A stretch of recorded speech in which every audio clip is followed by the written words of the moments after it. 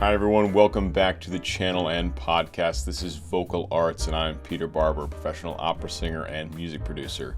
Today I have an awesome conversation with Corvyx to show you guys. Super great to chat with him about his career and his life and his interests. But first, before we get into all that good stuff, here's a compilation of some of my favorite moments from his career as a musician, performer, and singer. Check it out.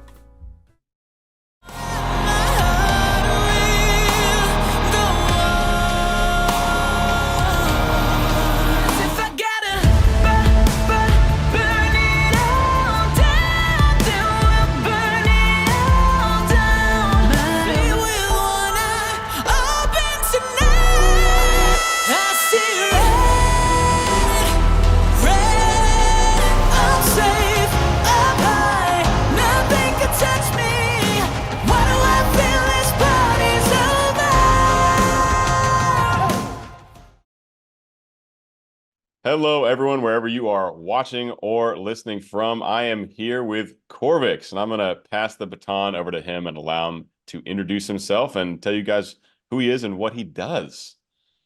All right. Well, hello, everyone. I am Corvyx. As Peter just said, I'm an alternative, I guess you could say alternative pop recording artist from New York City. I've been uploading covers for the last 10 years. It's been a decade, which is wild. But I've been singing my entire life. I came from musical theater. I went into recording, which I always wanted to do. And here I am. That's amazing. You've been doing this for a decade. A decade. A Just full aging decade. myself So, casually on the internet. we all do it. How have you seen YouTube change, like the YouTube landscape change from when you started to now? I feel like it changes every month. It's wild with all of the different platforms and algorithms and algorithm shifts. There's been a lot of change, but I would say primarily within the last 4 years, I think since TikTok kind of took over, a lot of things have changed from kind of horizontal work, which is what I love doing. I love doing full-on productions and music videos. Those of you who have seen my stuff know that. But it has changed the landscape of how I do things. Now I need to think about how this is going to translate vertically. And I think, honestly, it's been a benefit once I leaned into kind of how things were changing, because I was a bit resistant. I'm kind of stubborn. And I was like, damn, I don't want to learn how to do all of this. You know, like I don't want to learn another algorithm. I don't want to learn another platform. YouTube was kind of like, you know, my bread and butter. And once TikTok took over, I was like, damn, is this like, did I work for nothing? Like, is this all going to kind of go down the drain now that people's attention spans are kind of like this now? So once I leaned into it, though, and I was like, I could use this to my advantage and I can splinter my content and I could still do what I love and translate it to another platform. It really worked in my favor. And I would say last year was my biggest year ever. And people from TikTok transferred over to all of my other platforms, YouTube, Instagram, Patreon. It's been kind of amazing. But the thing that I like about YouTube is that they've stayed true to the integrity of the platform. Of course, they incorporated shorts to kind of keep up with the vertical content takeover, but I think people mainly go to YouTube for that horizontal content, that landscape content. I completely agree. And I'm right there with you. I much prefer the full production, something long form. Yeah. Like if I sit down and watch a movie, my phone's off, like I'm just watching the movie for 3 hours. So I'm just, I'm like in that space. So I totally agree about the short form content. I'm super happy to hear you've been able to get people from one platform to the next. I find that's something that's really difficult to get someone from your TikTok to your YouTube channel, or even to get someone from your TikTok to your Instagram. I find that people are not so quick to, leave the platform that they're generally consuming things on. Right.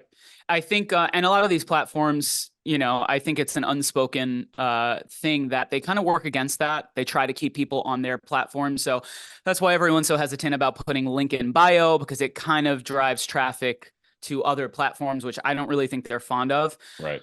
However, I think that's also another reason why I love YouTube so much is that when you develop a following on YouTube, I mean, statistically, this is what I've heard. It takes someone at least 7 times seeing your content at least 7 times before they actually click subscribe. So, although my following is much larger on platforms like TikTok and even Instagram, I think it's a lot more fickle on TikTok. So, I still pride myself on that bad boy back there Hey, yep. because I don't know if you can hell see because yeah. the lighting, but it's sitting on my couch. I still pride myself on that more than any other platform because to me, I worked for that. And not to Yeah. say that I haven't worked for my following on other platforms. I just think what I pride myself on is my music videos and obviously, my music in general. But to have someone actually click subscribe, I think is a much larger feat than people realize. It feels much more real, the audience on YouTube. And yeah, Yeah. and you'll see this happens on TikTok and Reels now as well, where someone might get a huge viral video.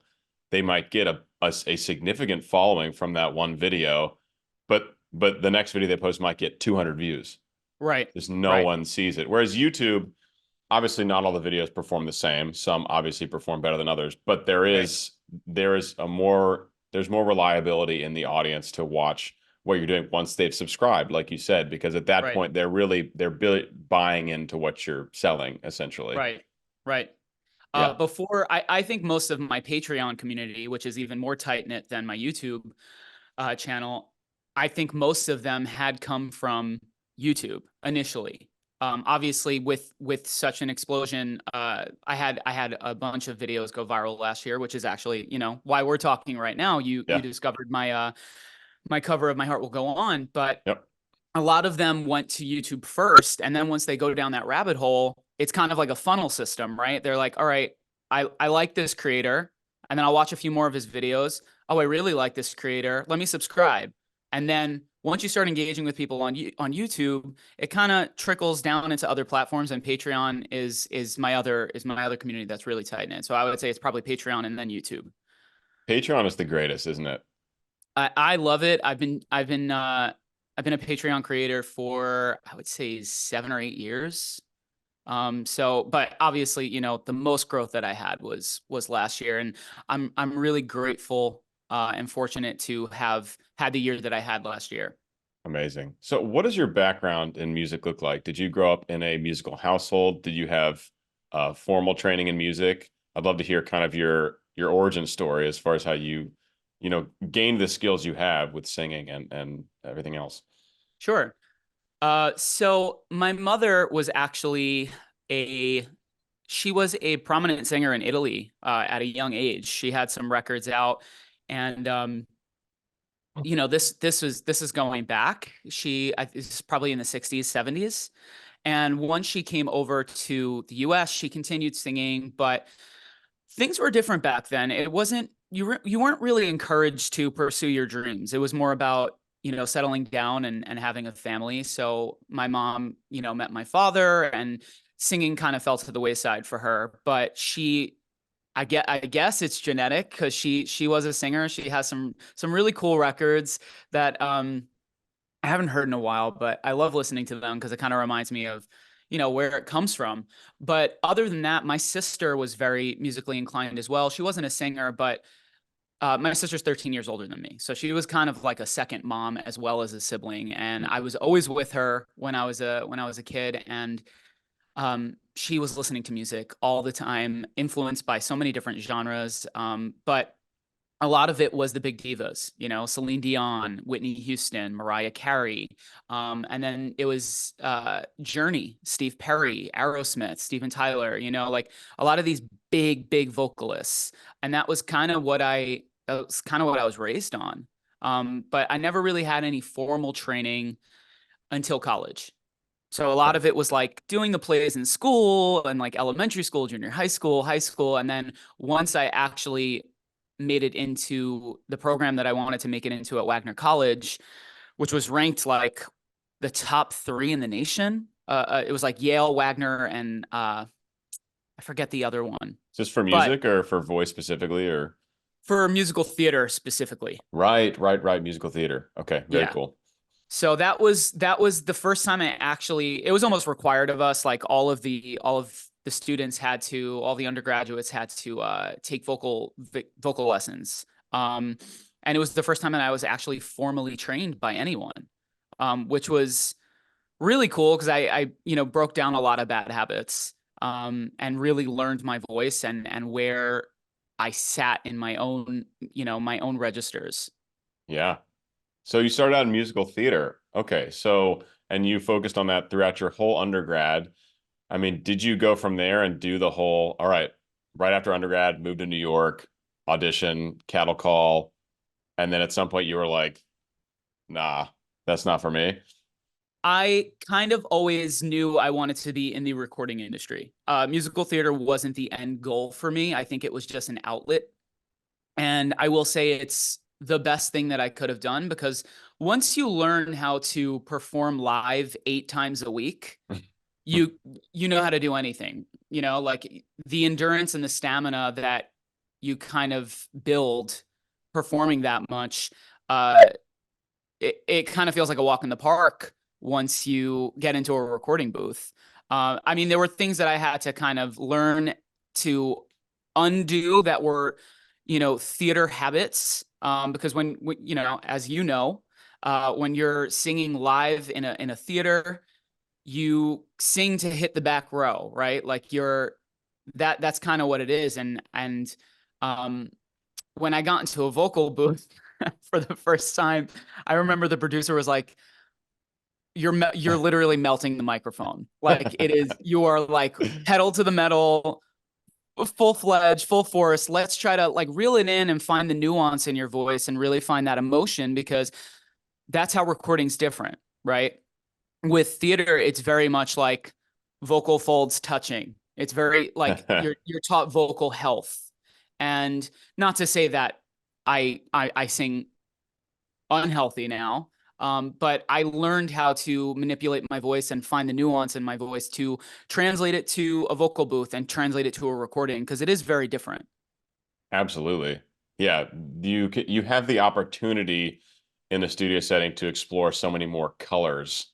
Yes. When you're not competing with a band or an opera like I do against an orchestra with no microphone.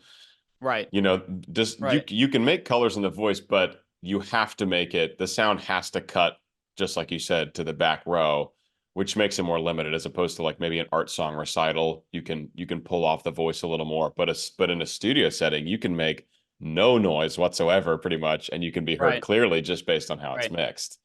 So Right. I totally feel you. I've also, as I've gotten into recording more and more the last 4 or 5 years, had to be like, okay, like turn off the opera and just like leave that over there, and then just like Right. explore what your voice can do, not with that like really heavily trained Yeah. apparatus And essentially. you can hear it. You can hear it in some of it's funny. Like I not that I cringe. I don't cringe listening to my earlier recordings because I always like I'm like, you should kind of be embarrassed of like some of your earlier works, right? That means 100%. you're doing 100%. something right, you're getting better. But when I listen to some of my earlier covers that I uploaded on YouTube, you can hear the theatrical training in my voice. Um, and I kind of had to learn how to like maybe be a little bit more gummy with the way I sing, not pronounce things and articulate so much where it's like it's because I took a lot of diction classes, a lot of my acting professors kind of like beat it into us like you need to be articulate. The audience needs to understand what you're saying.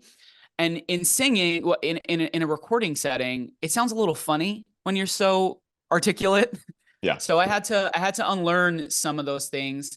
Um, but I still have them in the arsenal. If I ever wanted to do theater again, I know exactly how to access that. It's a matter of I think walking a line and knowing when to pull it out. Pull it out of your toolkit. definitely. It's really all about building the toolkit as a singer and as an artist. Like Right. what vocal color can I use for this moment? What Right. vocal technique, what kind of registration can I use to navigate this passage that like really conveys the message? Because at the end of the day, Right. that's the whole idea. Right. Um, so what does your training actually look like now compared to when you were training for pure musical theater? And I'm just curious nowadays, like are there parts of your voice that you're actively working on, or do you feel like you're very well solidified in what you're trying to accomplish vocally? I think just transparently, I think I was definitely more actively training in college because I had classes every day. And like I said, I was kind of required to be with a vocal coach. Um, I don't train as much as I used to. I record frequently, so I would say I record at least once a week, if not once every 2 weeks. So I kind of, with the world of technology, I kind of leaned into um, apps, and I use one app called App Accompanist, which I love, and Yep. there's another one called 7 Minute Warm Up, which really, I mean, can turn into a 20-minute warm up depending on how many of them you do. So I'll usually do something like that, but my biggest I'll stand by this because this is what I kind of learned in college. We actually had a swimming pool, and one of my acting professors was a yoga instructor as well. And the importance of getting your body warmed up as well as your voice. Once I learned that, it was like no going back for me. So for me, a lot of it is like taking care of my body and my cardiovascular. Like when I know I'm recording that day, I make sure I get a good run in at least 45 minutes. I make sure I sweat, and then I do my vocal warm up, and it really makes a world of difference. I wish I had a pool because that was when I remember when we did swimming warm ups in college. I never felt better singing. It was amazing. That kind of workout was a full body workout. Um, and I wish I could continue doing that. But yeah, I mean, I'm not as up up to speed as I would like to be with my training, which is just I'm going to be honest, I think it's just a life thing. I've kind of become a jack of all trades where I'm shooting my own videos, I'm editing my own videos. Um, and it's a lot to manage, but I love it. I don't want to sound like I'm complaining. I'm absolutely grateful to be able to do this for a living. I'm a full-time artist, so I'm fully grateful for it. But as far as vocal training nowadays, it's not quite as much as it was when it was in college. But then again, I feel like I know my voice better now, so I know what's required of me when I need to warm up, so Yeah. I can access it quicker. When I was in college, I was still kind of learning the ropes and learning about my own instrument. Now it's kind of like I can click into things much faster. Yeah, for sure. I feel like once your technique is pretty well established, you know your voice super well, then you pretty much get enough training doing the projects and Yeah. or doing the performances. I'm friends with Tim Faust, who's the bass singer for Home Free, and I was asking him about this, and he's like, "Yeah, I mean, basically at this point, if we're on the road performing all the time, like I'm not taking an hour out of the rest of my day to do like vocal exercises, you know, like you get the voice warm and you perform, and because the technique's so solid, you're kind of continuing to polish all those skills and really fine tune as you're performing and as you're doing these big recording projects." Right. Right. And that was kind of what my vocal coach was actually an operatic countertenor in college. His name was Alan Dornack. And I loved him, and he like absolutely knew my voice. He was like, "You're a countertenor. Like you're 100% a countertenor." He's like, "You can sing higher than most females, but he's like, you got to know how to access it and how to use that instrument, because if you don't, you know, it's like kind of having like a bazooka, and if you don't know where to aim it, you're kind of going to destroy everything." So he kind of taught me how to hone that skill, and he's like, don't use it all the time, but know how to use it when you're using it. But I remember he told me it's your training is so that it almost becomes an autonomous system, like a well-oiled machine, so that when you're performing, you don't have to think about it as much. So training, it kind of, I guess it kind of programs your body to know what to do when you're singing, when you're performing. And that kind of is what happened in college. I didn't really have to think too much about, okay, my breath support and those things are going on subconsciously. And I think that's what the training helped with. Um, because before that, I wasn't thinking about that at all. I was just thinking about getting the notes out, sounding good. And I wasn't thinking about, okay, where's this coming from? How do I access it? What's my phrasing like? You know, that all changed in college because Yeah. phrasing mattered a lot. And I still, to go back to what you were saying about what I think I can improve on still, I will always say it's breath support. Breath support is so, so important. And I'm working on improving that always. Yeah. Even doing this, you know, this is like we're talking 15, 20 years in now. Yeah. Breath support is truly number one. Absolutely number one. And yeah, just to It's most important. piggyback off your, yeah, if you're going to be doing live performances or even in recording sessions, I mean, it's got to be muscle memory at Yeah. that point, because you want to be you want to be thinking about the message, and or if you're in a performance or you're being a character, you want to be thinking about the character and the interaction with the character to other characters. For Right. us, it's like, keeping an eye on the conductor and, that kind of thing. And if you're Yeah, thinking, there's a lot of cogs turning. there's a lot of cogs turning. So if you're thinking about the minutia of your voice, you're going to get so bogged down and removed from the art of it, really. Right. Um, Right, exactly. And I think for me, singing has always kind of been, you know, this sounds woo-woo-y, but for me, it's kind of like a spiritual experience. When I sing, when I do something like that, it feels ritualistic almost, where it's the closest that I feel to something greater than myself. And I don't really want to be thinking about my breath support while I'm doing that, although I am subconsciously. So for me, that's why I think getting that, if I could nail that as much as I would like to, um, you know, for me, singing is just kind of like it. That's what it is. It's a spiritual experience, and you get to fully experience that if you're not concentrating on everything else.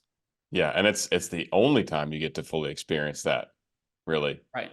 Right. Yeah, like if you're fully in, like, you could call it a flow moment, Yes. when you're just there and it's all happening and it's almost like an out of body experience. Right. That's It's a the beautiful Matrix. thing. Yeah, it's the mind. It really is. And yeah, music is pretty magical. It is amazing how much impact it has on people, how quickly it can change someone's mood and emotion. I mean, that's like the beauty of going to a live performance. And it's what I try to think about when I'm performing opera, is people coming to the theater, and this group of however many people, they get an escape, truly get an escape, and they just get to dive into this world. And that really Right. only happens if the actors and the singers and the performers are also in that world. They're not thinking Right. about what's going on off stage. They're not thinking about, navigating the passaggio. They're just like, they're telling Right. stories, and they're people there engaging. And you can tell when someone's in their head. It's like watching someone do choreography and they're kind of, you can tell that they're counting. When someone's able to immerse themselves fully in a performance, you feel that as well. The audience knows it. Everyone knows it, even if they're not trained. Like you and I probably can't watch things normally, right? No. Because we dissect things in a different way. But no matter what, I think the audience can always tell, even when they're not privy to the world of theater or the world of singing.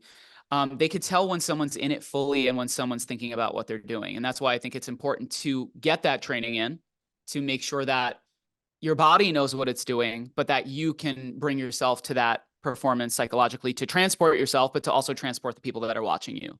Yeah, Um, and I think what absolutely. you said about singing being magic is, I mean, it's the main reason why I call my fan base the Corvyx Coven. And like I've kind of modeled my whole artist identity um around this idea of magic and alchemy, because it's not, you know, people, superficial people and judgmental people on the internet, which you can't escape, will look at someone like me and think that, yeah, I've been called it a million times, you know, I'm a devil worshiper, I'm this, I'm that, because of how I Sure. express myself. And it's funny because I'm like, the reason why I call my fan base the Coven, and why I don't get me wrong, I love horror movies. The Craft is one of my favorite. Like I love that, but it's more of a spiritual thing for me. I don't even necessarily believe in things like Satan and those things for me are like cool. Like those are, it's fun to think about. You know, it's like Sure. Yeah, yeah. myths and Conceptual. monsters.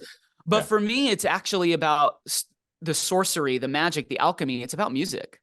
That's where Yeah. it all comes from for me. It's about what music does to people, and it's about what it does for me. And to me, that is the closest form of, I think, atonement and enlightenment and magic that you can experience on Earth in a tangible reality. I love that. And it's something everyone can experience, right? Right. Like Right. I like mean, whether you're performing or consuming or just listening in the radio or whatever. yeah. Yeah, super cool. So how has your artistic persona developed over the years? I mean, right now, like when I watch your music videos or I check out your Instagram, it is so consistent. You have a very clear artistic persona that you are conveying to people. And I'm wondering how, and that's something that usually, if artists even get there, takes them a long time to really figure out who they are and what they want to be putting out and exactly how they want to convey who they are and what they're putting out. And it really seems like you've really truly dialed that in. And so what was your journey with that from, let's take it all the way back to, leaving undergrad to now? Well, first of all, thank you. Also, just uh, I've seen you sing as well. Your voice is stunning, Thank and you. it's very rare, I think, to find such a strong bass voice. Like everyone's so focused on like high notes nowadays. It's all about how high you can sing, and take it from someone who's one of those people. It is such a breath of fresh air to listen to someone like you who's so well trained in their craft. So I just wanted to give you your props. I don't Thank want you. to, I you I know, very much appreciate that. of course, of course. To answer your question though, to not deflect, uh, my artist identity, I think truly it started developing in college before I even knew who Corvyx was. Um, I actually, it's funny. I can kind of pin it down to a show. And it wasn't even a musical. I did a straight play. It was A Midsummer Night's Dream, Oh, love it. Love and it. I played one of the rude mechanicals. And the concept that we kind of did was it was like a modern take on it. So the rude mechanicals were a bunch of misfits, and I played the goth rocker kid. Go figure. Pigeonhole. But at that time, I wasn't so outwardly expressive. I didn't dress really the way that I dress now. I kind of wasn't allowed to in college. We had to be blank canvases. So all the theater kids, you would know who we were because we were dressed in all black. Which was an easy transition. That checks Um, out, yeah. but I remember in this show, I had to put on the eyeliner, and I had to put on the bandana, and I remember like I was like, this feels good.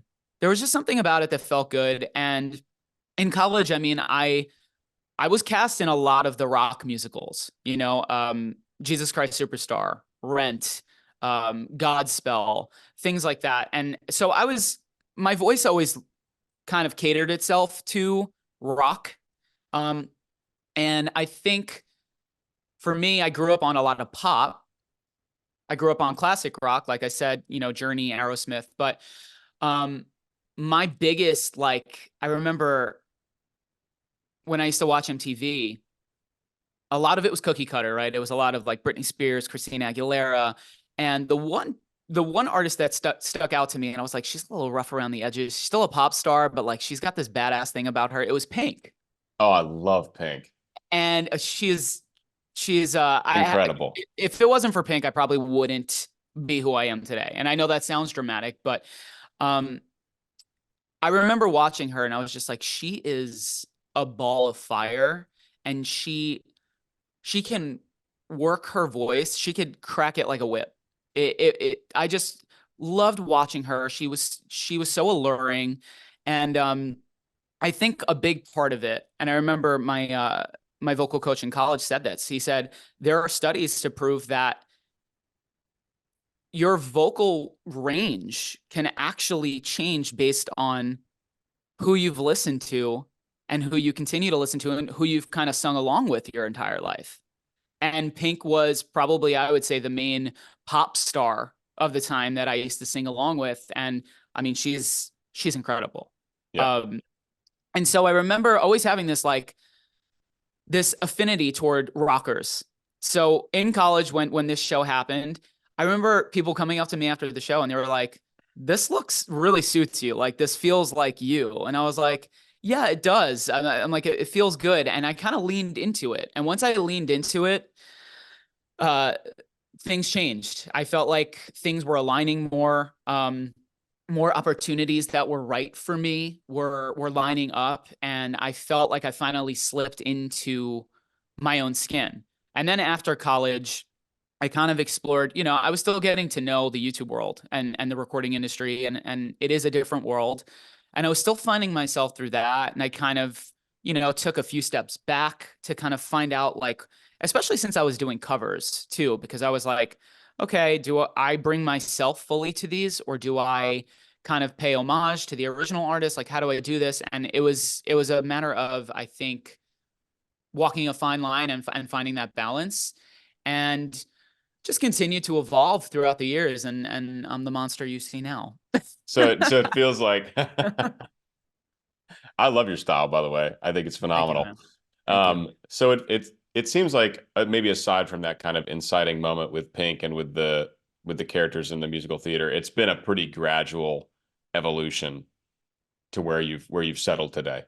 Yeah, I think as simple as it sounds, I think I've always been really intuitive and in touch with my gut from an early age. And I think also, being gay has a lot to do with that, because I was kind of always a wallflower. I always had to observe what was going on to protect myself, but also just be aware of what was happening around me. And I Sure. felt like I absorbed a lot, but I can go off on a tangent about that. But I think being so in touch with my gut and my intuition, I just always listened to that, and the things that I liked, and the things that I saw in fashion that I loved. And I always tried to lean into that. And I don't know if you're an astrology nerd, but I'm a very big astro nerd.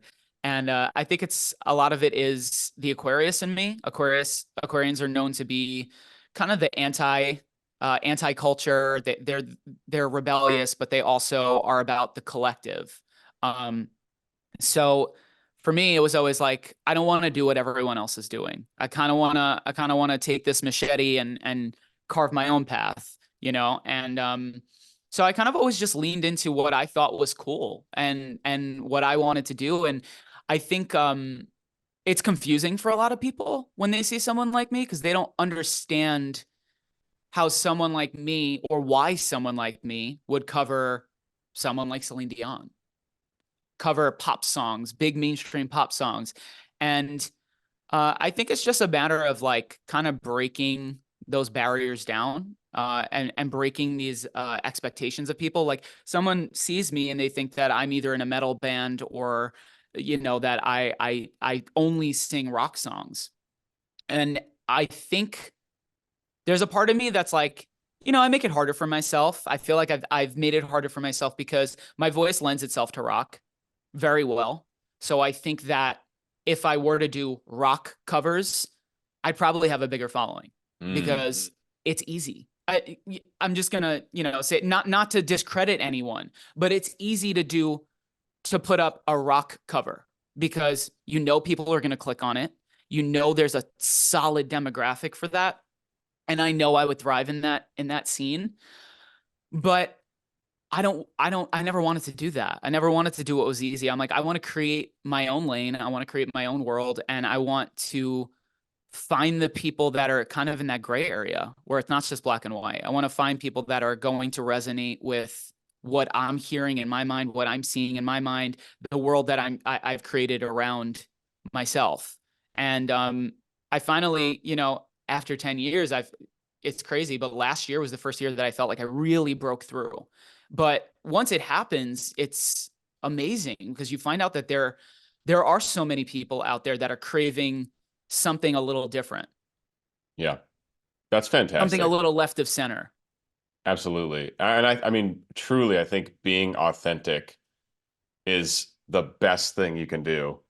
Like, forget following the trends, algorithms. I think long term, if you are putting out really good stuff and you're authentic and you believe in it, it's going to pay off, as opposed to doing 100%. whatever you might think is going to be popular. because Right. people can sniff that on you. They might click on it, but if they consume enough of the content, they'll be like, this is not really coming from a deep place where it's important and it matters. Whereas the growth might be slower at the start, but at some point you'll have this massive following and you'll be doing exactly what you want to be doing and what's authentic Right. and following your gut. And I think that's absolutely critical. So really big kudos to you for doing that. Thanks, Peter. Yeah, thank you. I think for me, I've been influenced by too much to narrow it down to one singular genre. You know, I've gone from musical theater to metal to pop to R&B to hip hop to rap. I've been influenced by it all, and so those are the things that kind of comprise who I am, as a person, as an artist, and uh, I personally love big cinematic music as well, which is why I include so much cinematic I production and elements in my work, because those are the things that make me feel something. I wanna make music for other people. You know, I do think it's an act of service, but I'm like, I want to make music for, 15-year-old me. I want to make music for 33-year-old me. I want to make things that I'm going to be proud of listening back to, and things that I really resonate with. And I Yeah, think that's important. completely agree. Completely agree. I mean, I'm very similar in the way that I find myself as a professional opera singer, but I'm also in this group of bass singers, and I'm also literally producing like dubstep on the side. Just like dinner break from opera rehearsal, I'll be producing like a dubstep song. And I just Did love and you there's produce did you produce that cover of Enemy, the yes. League of Legends? Yes. Dude, so sick. So I have So a I have sick. a whole album of that style that I'm working on right now. Um, So cool, because it was such a hybrid of what you do, that operatic that's the whole thing. training, and then to hear you kind of do like the pop vocal was Yeah. really, really cool. It was like a really cool hybrid of pop and opera. I Thank think you. that's such a cool lane. Thank you. Thank you. It's been a really exciting and fun journey, and I've like 6 or 7 songs done, and I just started a couple more the other day, and I'm trying to get like 9 or 10, and like we're both doing, just continue to kind of dial it in, and Right. like really Right. find the balance of how much bass singer, how much should I really do in like the high tenor range, because I can stretch my voice up that high. It Yeah. doesn't sit there naturally, but I can stretch it up there for a recording session. And then like Right. how much, like how heavy the dubstep, because if you go too heavy, it alienates a lot of people and doesn't really work, right? So it's Right. all, Right. just tweaking little things here and there. But I'm really excited about a lot of the songs on that. So dope. I'm So looking how do, forward to that. yeah, we'll be in touch about that. How do your projects come together exactly, like start to finish? And you said you are shooting video and editing and all this. Like, do you truly do start to finish, like all your projects? So um for a while, uh I think it was maybe the first 6 years, 6, 7 years of YouTube, I worked with other people, which I loved. Don't get me wrong. There's a benefit to working with other people. Doing it all by yourself is not all it's cracked up to be. It's a lot of work, and it's not as fun. Tons of work, tons and tons um, of work. but for the first 6, 7 years, I worked with a lot of people, and actually one of my best friends, and she's remains one of my best friends till this day. We met through videography. She's a videographer. She's actually a CBS sports editor, and she's incredible at what she does. Amazing. But she started with music videos, and we did a lot of work together. But it was really collaborative, really, really collaborative. We were always like on the same wavelength, and I think for me, like the process of picking a cover, um, the process of doing a visual to it, for me, it's almost symbiotic. Like if I hear a cover that I think I can bring something to, that usually, I mean, it's as simple as like, do I like the song? You know what I mean? Like, is this something that I like? Is it something that resonates with me? And what can I bring to it? I don't always feel like I need to reinvent the wheel. I don't always feel like I need to completely flip a cover on its head, although I have done that, and it's fun to do that. But sometimes it's just a matter of singing and delivering something solid, that I can be proud of. But for me, like I said, I think the cover and the visual are symbiotic. Like I see the whole video before I even record the song. I hear the production before I go into the studio to even create the production. So it kind of unravels itself. And I'm someone that, like, once an idea starts, it's like a wildfire and I need to see it through. Mm-hmm. Mm-hmm. So I kind of, I go into the studio, I tell my producer, like, this is a song I want to do. We create it together. I don't produce my own music. I wish I knew how to do that, but it's Okay. just some things you just gotta, like, accept. Like, I don't have all the time in the world. I can't do everything myself. I heard a great quote just I'm going to throw in here the other day, before you go on. And it's because someone like you, someone like me who's interested in a lot of things, good at a lot of things musically, I heard Yeah. this quote, choose early on what you're going to suck at. That's good. I'm gonna keep that. Yeah, I was just like, I can't learn how to produce as well. Although I did try, but I just couldn't wrap my head around all of it. But anyway, we we produced together. I've been working with a good friend of mine. His name's Joey Martino for the last 10 years. So most Oh, of everything wow. you the most of everything you've heard, we've done together, and we've kind of curated and evolved together, which has been really cool. I've also worked with other talented producers. Nico Vaud, who is my partner, is also a performer. Awesome. He's in a duo called King Vagabond, and Nico is his partner in this duo, and he's also a producer who I've worked with many times. He's incredible as well. So I've been fortunate enough to have people around me that really want to. They're like, I see your vision, and I want to meet you there, and I want to elevate it. Like, let's do it together. So that's been really cool. But from inception to completion, for me, it's there's no separation in the visual and the sonic production. It's all one kind of storyline for me, and I have to see it through. And once that happens, um, it feels like uh it feels like the closest thing to, like, apotheosis, I guess, when you get to see something that you've seen in your mind come to life as closely Totally. as possible.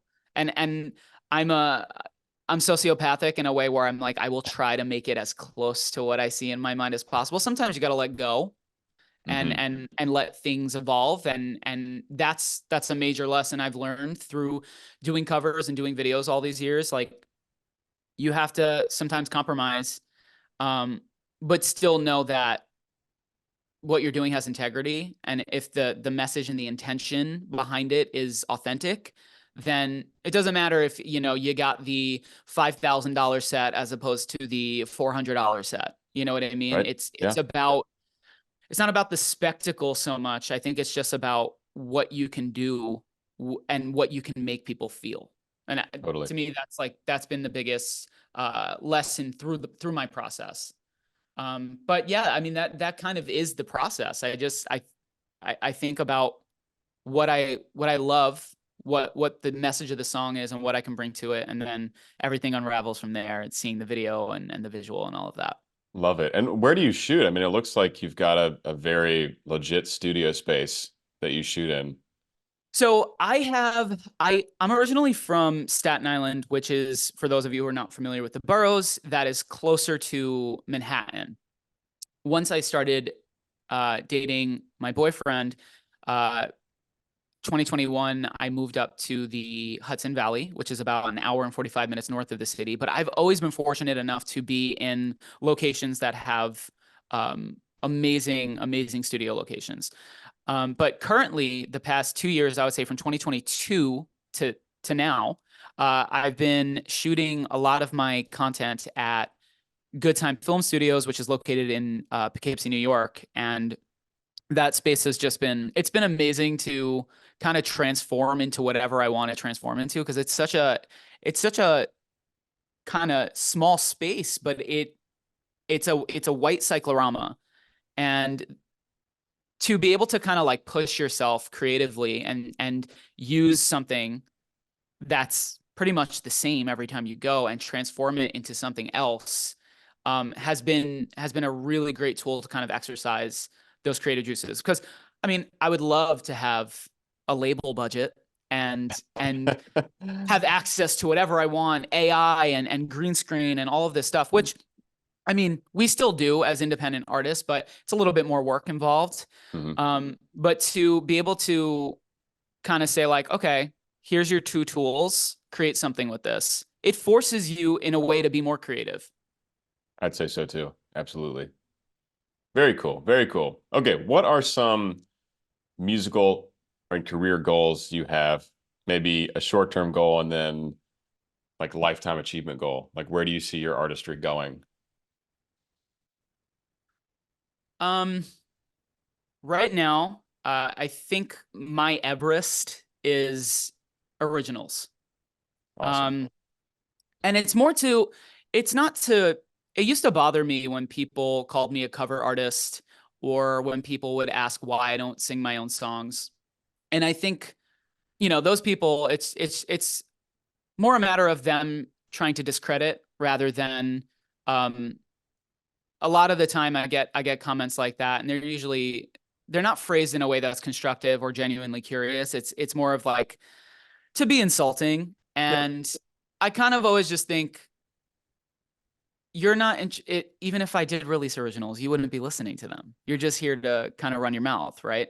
Yeah, But for absolutely. me, it bothered me for a while because I'm like, I kind of got on this like hamster wheel. This became my livelihood, right? Like this is how I make a living. I release covers, and as you know, you have to be consistent on Yep. platforms. You can't disappear for months and months at a time. And so for me, I kind of got caught on this hamster wheel of doing covers because A, I love them and it gives me an outlet for creative expression and to sing, but also because this is how I make money.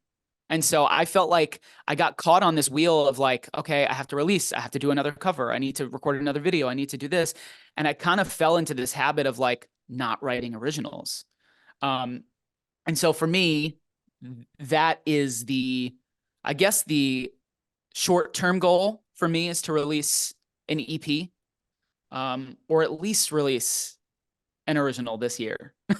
Awesome. Just, but to find the balance in doing it with the covers and also writing, because I don't want to just release anything. And I think that's a part of it, is that we become our own biggest obstacles, because I've written a lot of originals. And Hmm. what happens with me is that I shelve them for a little too long. And then when I listen to them again, I'm like, yeah, this isn't my best work.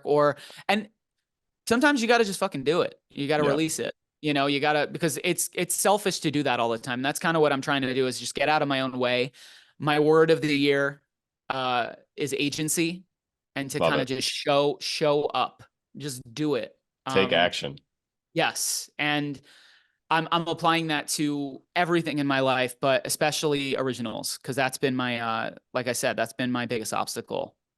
Fantastic. I mean, I think getting momentum doing covers is a great strategy, personally, because Right. it's tough from the ground up to build with no management or no label, to build from the ground up with no, with no massive marketing campaign, like an original artist. That is that's really tough. You've got to have someone backing you. But you can build a big following as a cover artist, get a bunch of people that love your voice, they love your music, they love your arrangements, and they'd be like, hey, now I'm doing some original stuff, which will probably be pretty similar to a lot of the stuff I've been covering. And people are like, awesome. Like, I can't wait to Right. hear it. Right, exactly. And that's, I think that's been the long-term plan for me for a long time, because I had released originals earlier in my career, and I released it to crickets. I didn't have a following at the time. So it's like, Yeah. what am I pouring all of this creative energy into? I mean, don't get me wrong. I think there's integrity in creating art just for the sake of creating it and doing it for yourself. But if I'm not a hobbyist. I'm doing this for a living. Right. So I want to have a plan and I want to have a structure. And as fun as it is to be like, oh yeah, I wrote 3 albums this year. But I'm like, if you're releasing it to nobody, Yeah. what's going on? So for me, the covers were, like I said, a creative outlet, but also a mechanism. You know, half of these, no, my following now wouldn't exist if it wasn't for these covers. That's not to Exactly. say you can't write an original song and it go viral. I mean, we've seen it happen many, many times now on TikTok, and that's amazing. But don't forget, when I started YouTube, we didn't have things like TikTok where things were just going viral. That wasn't a thing. And I've been fortunate enough to experience both sides of it, like the really slow and steady grind of YouTube, and then the virality of a platform like TikTok. Yeah. So yeah, I think right now I'm probably in the best place I've ever been to release originals, which is why and I'm also older. I think I think life experience is important in writing. I don't, not to say that you can't have life experience at 20 years old, but I'm like, really, how many people have experienced life at a really pivotal stage in their life at that age? Yeah. I think it's important to have music from all sides. Don't get me wrong. I thought at 20 years old, I felt like I was 30. You know what I mean? I always felt uh, like an old spirit, an old soul. But I feel like at 33 years old, and to have experienced so much in the music industry and to kind of have crafted and crafted this identity and feel really good in like who I am finally, I feel like now is the best time Yeah. to release original work and say like, this is me, you know. And I'll in 5 years I'll probably look back and be like, what the fuck, you know. But I think that's part of it. That's part of growing. That's just life, and that's evolution. And I think Yeah. everyone's always evolving. I think that can just become a little time capsule, you know. Right. You can look back on it fondly as like a little vignette of who you are Right. and where you were at that point. Right. All right, let's dive into some Patreon questions. Sure. Probably another, I think we're at about 55 minutes, but we can go a little bit over. That's no problem, as long as you have time. Sorry, I talk a lot. Yes, I do. Fantastic. And there's still, I had so many more potential questions written down, so I'm gonna have to have you back on at some point. Sounds fun. All right, first one, and this is from Amanda Knott, and she has a bunch of questions for you. So, Amanda Knott. Amanda Knott, first thing, what was your favorite song when doing musical theater? When doing musical theater, Yeah, Heaven on Their Minds, Jesus Christ Superstar. It was incredible. no, there was no question about it. That was my favorite thing to sing. Perfect. And yeah, these questions, you know, if there's a short answer, short answer. If you want to talk further, feel free. Okay. And you have, well, actually, you have done some original music. The next question is, what original song are you most proud of? The original that I've written that I've actually released that I'm most proud of is called Planet Nine, which was a very conceptual. Basically, it's a heartbreak song. It's the idea of like star-crossed lovers and then kind of losing that love, and I equated it to the planet Pluto, which I don't want to get into the debate about whether Pluto's a planet or not. It's still a planet to me. But I equated it to kind of the adverse of being on cloud nine to falling from that cloud to planet nine, which is this cold, isolated kind of Very cool. state of death. You know what I mean? Okay, yeah. It's when you fall out of love or when you lose love, that's kind of what it felt like to me, at least. So Yeah. that's definitely the original that I'm most proud of. I still look back at those lyrics and I'm very proud of them. I'm very proud of the vocal and I'm very proud of the visual. So Is that on your YouTube channel? it is. It Very is. cool. Awesome. Okay. What's your favorite cover song that you've done?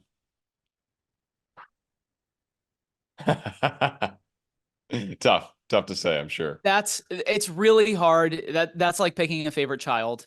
Yeah. Can I give you like a top five? Top five, go for it. All right. All right.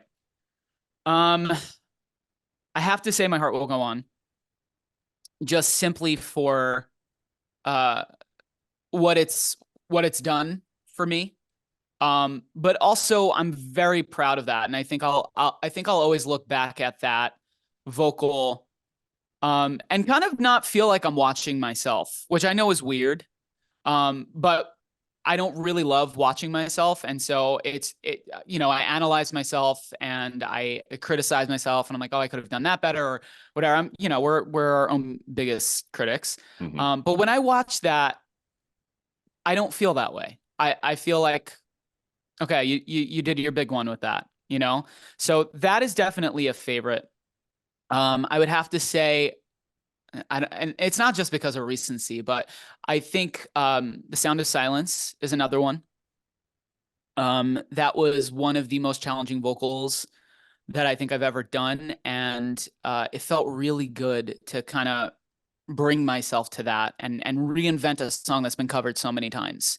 Totally. Um, and not to say that I broke the wheel or anything or reinvented the wheel with that one, because I was very inspired by Disturbed's. I love Disturbed's cover of that song. I Mm-hmm. think everyone does. But the way that I changed it was, you know, I changed the key. And if Disturbed is you know, the bass version of it or the baritone version of it, I feel like I did a solid job at creating the counterpart of that. But still in this like dark cinematic world. Awesome. That's a Um, perfect song for that style too. yeah, it was really fun to sing. It was you know, it was a challenge to myself, but I felt like, you know, if I'm gonna ever look back on something in my life, I want to say I gave it my all, and Yeah. to be like I did that at some point. I did that shit. That's right. Uh, Third, I would say Running Up That Hill, which is one of my favorite songs ever, period. I'm a big synthwave, retro wave guy, and I just love the 80s.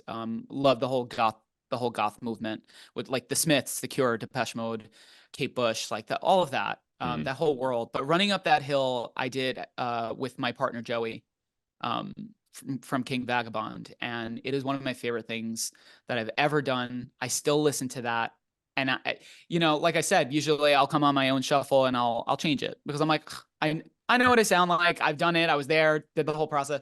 But when that song comes on, and he feels the same way, we're both like, we look at each other and we're like, we crushed this. This is amazing, and it's just it's such an experience to be able to sing with the person that your person, you know what I mean? Yeah. Your partner, the person that you sleep next to, and to experience that kind of creative process was amazing. So, but it's hard with us as well because there are a lot of things that I love that we've done.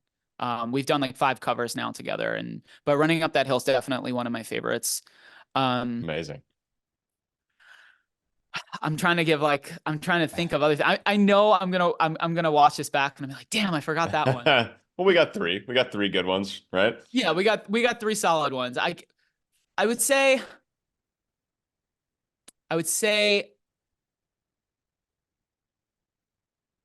Titanium and I'm With You To round out the are, top five. All right. yeah, I'm With You by Avril Lavigne is one of my favorite things I've ever done. I actually do feel like I completely changed the production while also remaining true to the original. It really felt like a hybrid, and I just love that song. I think it's such an important song. It takes me right back to a time in my life that I loved, and to recreate that and do it justice, I think. You know, if we're going according to metrics on the internet. But even if that song didn't do as well, I would still be incredibly proud of that cover. I love that Awesome. cover. Awesome. And Titanium, I just love singing that song. It's a So banger. That song is a banger. yeah, All right, one more that's from my top Amanda. 5. Sorry. Awesome. No, it's great. It's great. And what is the origin of your artist name? So I came up with Corvyx because I did not want to use my real name on the internet. Not even because I could say now, because, you know, the things that people can do with your, you know, your legal name on the Yeah. internet just kind of scares me a little bit. But at the same time, it was more of like, I have a very Italian last name that nobody could pronounce, nobody would remember. And I wanted something that was going to stick. And I also, I'm going to be honest, I just didn't feel, I'm like, I feel like if people look at me, they're not going to expect that name. So I was watching The Crow one day, and this was in the midst of like, I think I had uploaded my first 2 covers to YouTube already. And I was like, I don't know how to do this. Like, I don't know what to change it to, like what speaks to me. And I was watching The Crow, and I don't know if you're familiar with that movie, but Eric Draven, I think I have seen it a long time ago. he's the character that kind of looks like Sting from wrestling. He has like the white face, and Yeah. he has a big crow on his shoulder. Uh, Yes.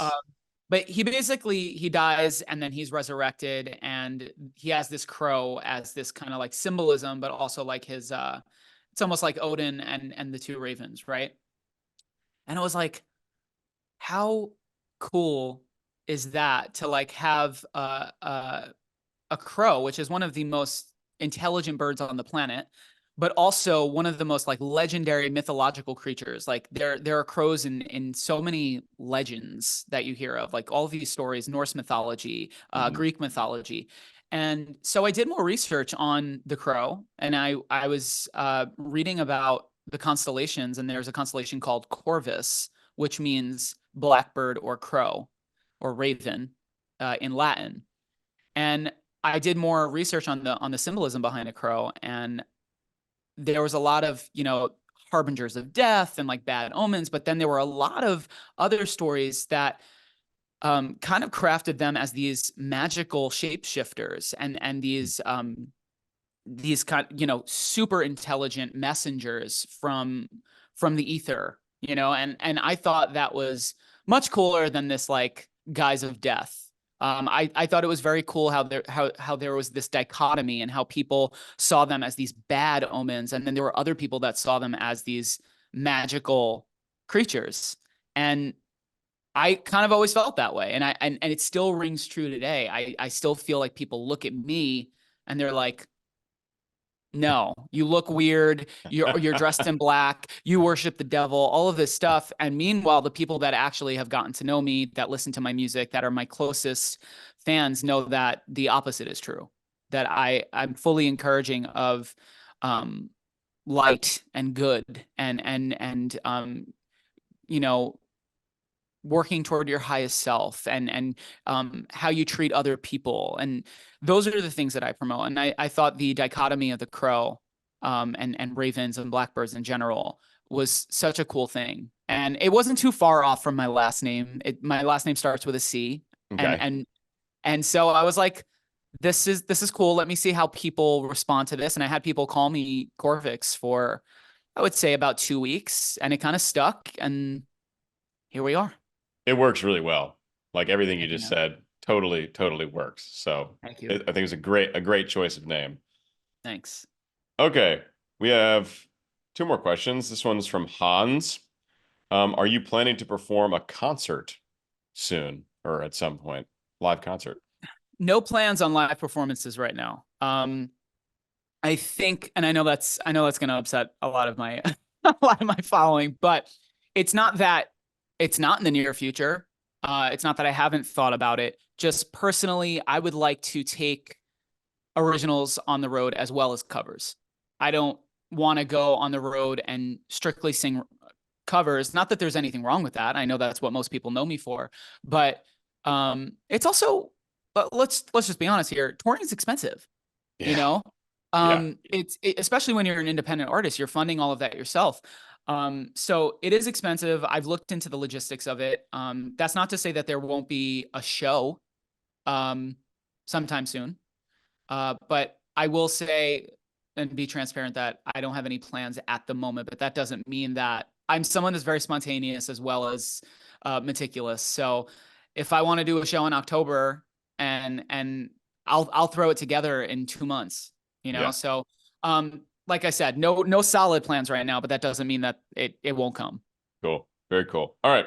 Last one from Lynn. This is, who would be your dream artist to collaborate with, and which song would you choose?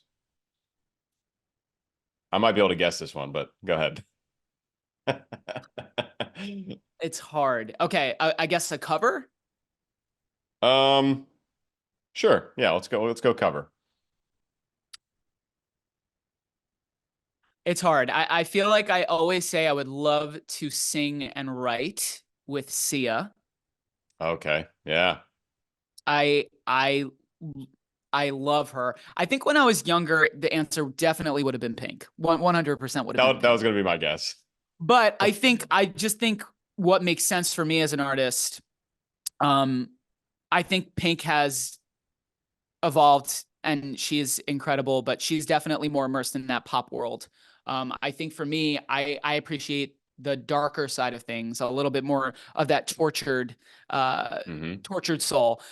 So for me, I think it would be Sia, and also Maria Brink from In This Moment is one of Okay. my favorite vocalists ever. She's incredible. She has that. I just hear us on a track together. She has this dramatic, it's so dramatic. And I know I'm very dramatic too when I sing. So I just feel like we would crush something together. So I would say Awesome. those two are probably like my top two Amazing. collabs, dream Well, collabs. any final words to the fans, the audience, the supporters out there? Thank you. uh I mean, that's really all I can say is thank you for supporting me. Thank you for watching. For those of you who don't know who I am, if you watched this far, thank you. And thank you, Peter, for inviting me on here and giving me this platform as well. It was a pleasure talking with you. And I don't know when this will come out, but there are plenty of projects rolling out. I have about 5 or 6 covers already recorded for 2024. And the first one comes out Friday, February 16th, which is my 4th Sia cover. Okay. I covered Unstoppable. So that's the first Okay. release of 2024. That's a great song. This probably won't come out for a couple months. So if you have other Okay. things, yeah. But I'll be sure to get links and all that for any new stuff as well. Awesome. Thank you so much for coming on. Stick around after. We'll debrief a little bit, but Sure. big pleasure having you, and I'll talk to you soon. Of course. Thank you. Bye. We did Sick. it. Great chatting with you, man. Great chatting with you. Thanks, man. You too. Thank you for having me on. Of course. So you know the artist Paris, because I know Oh, yeah. you've done a cover of Burn It All Down, which is one of Yes. my favorite songs. So on this album I just got super inspired. It must have been about a week ago, to do, one of my like bass singer dubsteppy reimaginings of Take My Nirvana. I don't know if you know that song. Oh, love that song. The whole Evergreen album's It's incredible, amazing. right? And So good. I was thinking, I was like, I bet Corvyx would kill the vocal on this song. That I would be was fun. do Could you sing that song in the original octave? Take My Nirvana? Yeah. Oh, yeah. Because I think Yeah. it goes up to like not even like a tenor high C, I don't think. Yeah, it would. I mean, honestly, it's funny because sometimes I change the key for certain songs because I'm like, I could do more than that. But sometimes it's fun to be able to just kind of coast and like Yeah. relax Yeah. during a song. But yeah, I could definitely I mean, Mm. Lin She Gun she's has like my favorite. She's like my favorite artist right now. she's incredible. Yeah, I'm trying. Incredible. You have good taste. I'm going. Thank you. I'm going to see her in Chicago at the House of Blues in June, and I'm trying to get her on the channel for a conversation. I've had Dude, that would be so sick. It'd be amazing, and I got to chat with Mako, who wrote a lot of the music for Arcane, Alex Seaver, Uh-huh. and so like he's worked with her, and he's Uh-huh. worked with all these amazing artists. So I'm trying to like, you know, That is connect to the that League would of be a Legends connect. world.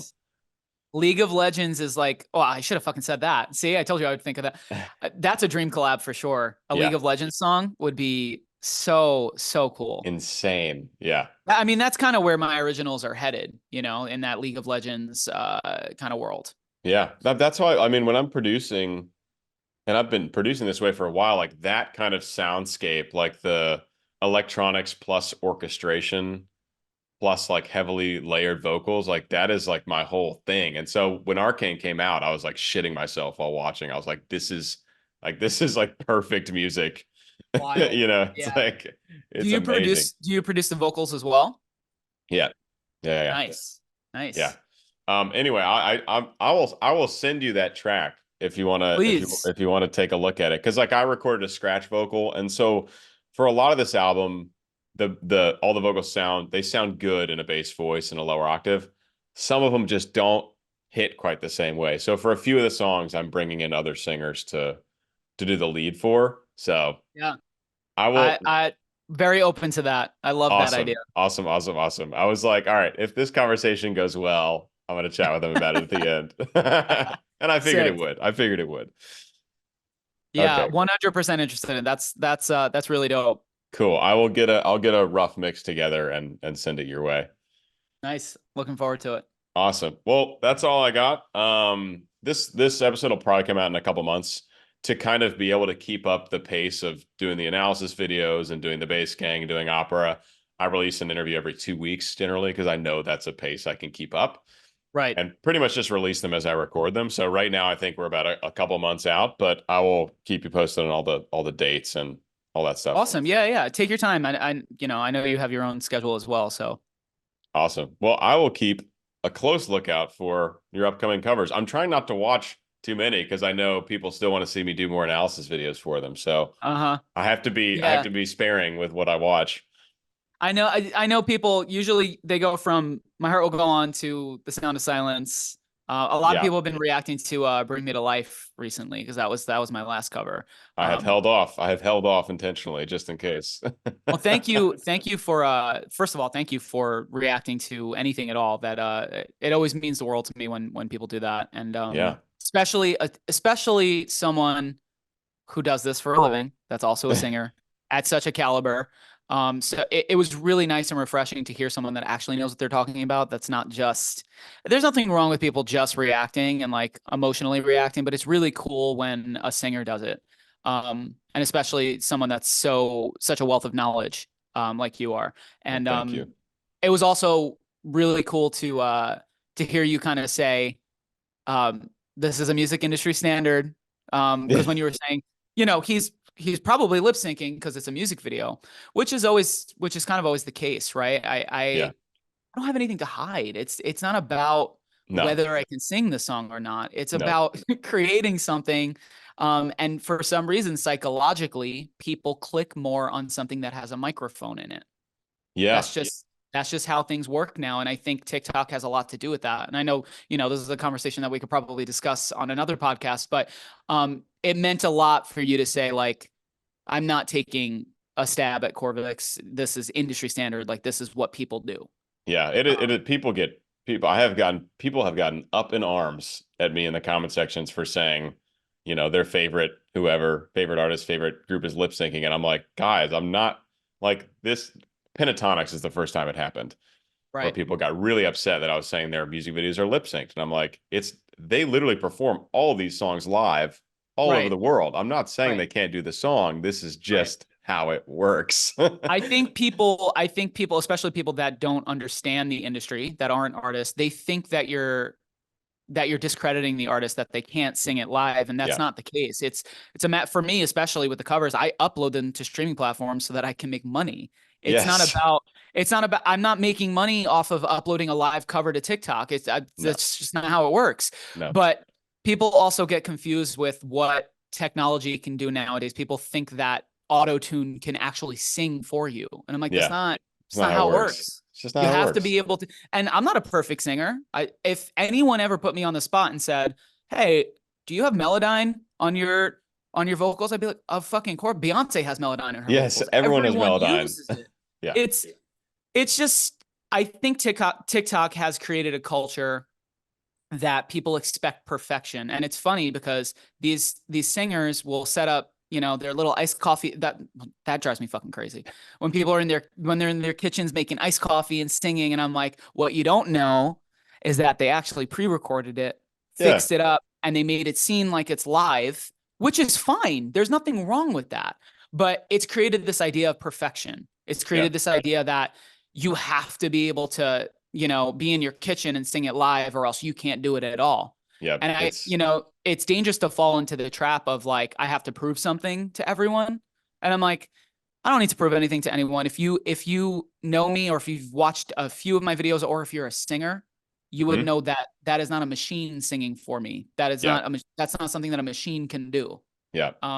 So I really appreciated someone like you actually educating people and saying, like, this is not a stab. This is just music. And, you know, this is a standard. I've talked about the TikTok thing too. Like, these are very often like studio polished recordings that people are performing as if they're live.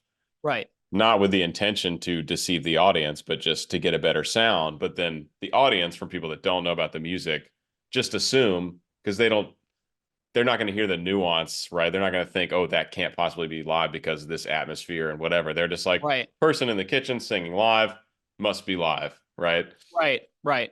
It's funny. I actually watched a video recently, maybe it was like 2 days ago, and it was this Asian girl who actually, I was like, she's like, I'm not coming for these people, but she like literally took their videos, and she's like, I'm going to put it in my program, and I'm going to show you how perfect these notes are. She said, you know, there's 0 to 100 cents within, you know, from note to note. Yep. And she's like, all of these are at 0 cents. She's like, literally impossible. She said it is wild because they doctor it to make it seem like they're just in their kitchen, and they're all harmonizing together at the perfect volume, and it's all the, and that's why on TikTok I don't try to. I'm like, it's a music video. When people comment and they're like, this is auto-tune, this is what you're lip syncing, I said, I am lip syncing. It's a music video. This is a clip from my music video. Yes. You know what I mean? Like, it's not something that I'm trying to hide. And I don't think the idea of a perfect singer should exist, because it doesn't. It just doesn't. No, everyone's pitchy. Everyone has, you know, things that they polish and fix in a recording, because that recording is going to live on forever. Yeah. And especially in a studio. I mean, it is, when you're in the booth with headphones, it is really hard to sing perfectly in tune. Dude, I'm gonna be honest. Hard. I used to hate, I've gotten a little bit more used to it. And there are some days where I still fucking hate it. But I used to hate recording in the studio. I hated it because I felt like I couldn't, like when I sing, I feel like I use my whole body. Like when I finish singing, I'm exhausted. Yep. In a studio, I feel like I can't do that. I have to like stand straight. I have to, you know, sing a certain way. And I actually don't feel like I sound as good as I do live, which is funny because I think people would argue the opposite. They would say, you only sound as good because, you know, you're using all of this. And I'm like, no, actually, I feel like I would probably sound better live because it's more raw. Yeah. And I would get to actually use my body the way I want to. It's a lot harder recording in a booth. Completely agreed. Yep. That's the way it is. But anyway, I digress. I don't want to chew your ear off anymore. But you know, thank you for saying that. I think it's important for people to be educated, and the way you do it is, I think, seamless. Thank you. Yeah, I will. I hope to get, you know, a platform big enough to where those messages will have more of an impact, and people will just know a little bit more about the music industry and how it works. Because that would change the face of how people, you know, view TikTok and view music videos, and just understanding a little bit of those little details would be useful. Yeah. Well, keep doing what you're doing, dude. I think it's really cool, and I'm looking forward to the track. Yeah. And looking forward to whatever else you put out. Likewise, it's been a pleasure, and I'll talk to you soon. All right, Peter. Thank you. Peace. Peace out. Hey guys, hope you enjoyed that awesome conversation with Corvyx. If you did, here's another conversation that you'll surely love with another amazing singer. Go on, click it.